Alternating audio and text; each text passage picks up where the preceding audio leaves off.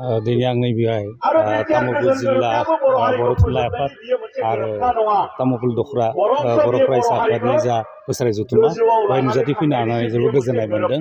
आरो बेयाव जा जोंहा थुनलाइ अनफावरिफोरनि रायजो राजाफोरनि जा मोनसे माने बाहागो लानाय बेखौ नुनानै गोसोआ गोजोननाय मोन्दों।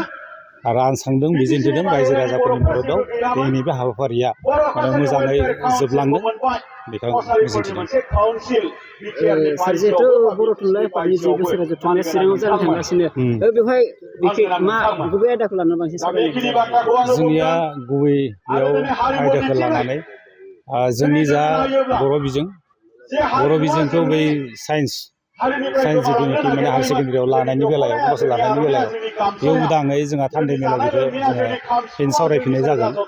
बेयाव लानायनि बेलायाव आरो बे ग्रन्थनि गेजेरजों फिन जोङो माबोरैहाय जों हायार सेकेन्डारि लेभेलाव साइन्स आरो कमार्सखौ सोनाय जागोन बेखौ सावरायनाय जागोन आरो डिग्रि लेभेलाव माबायदि लांनाय जागोन बेखौ सावरायनाय जागोन।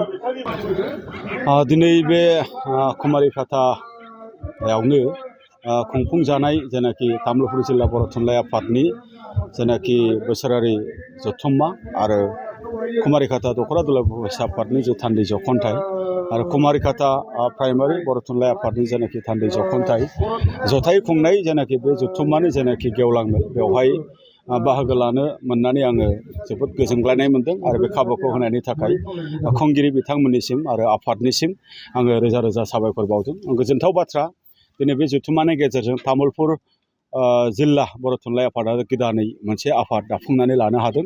आरो बिथांमोन जायफोर दिनै गोदानै बिबान लाफैबाय जिल्ला बर' थुनलाइ आफादाव बिथांमोना जों फैबाय थानाय समाव बर'नि जेनाखि थुनलाइ जौगानाय बर'नि थुनलाइखौ फेहेरनाय बे फारसे माने मोजाङै खामानि मावलांनो हागोन। लोगोसे बर' बिजों माने लोगोसे बिजोंजों लोगोसे फरायसालि बेखौ जोथोन लानायाव बिथांमोना खामानि मावलांनो हागोन।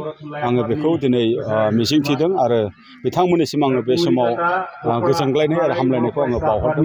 लोगोसे बेखौनो बुंगोन जे दिनै जोङो गेरेमसा हारिसिम सौहैनांगौनि थाखाय जोङो खामानि मावबाय थादों। गोबां जायगायाव दंलायलायो जोंनि बर'नि गोबां मानसिया, नाथाय जेनाखि जोंनि साननाय मावनाय आरो गोसो आरो जेनाखि बाद बियो जेनाखि जोंनि बर' माहारियारि जेनाखि मोनसे आसार खान्थि बा बर' माहारियारि बाद बेवहायनो थानानै लोगोसे बड'फा उपेन्द्रनाथ ब्रह्मनि सान्थौ आरो सानस्रि बेखौ सिङाव लाखिनानै बर' हारिखौ गेरेमसा थिसननांगौनि थाखाय बयनिबो खामानि मावनायनि बिबान दङ।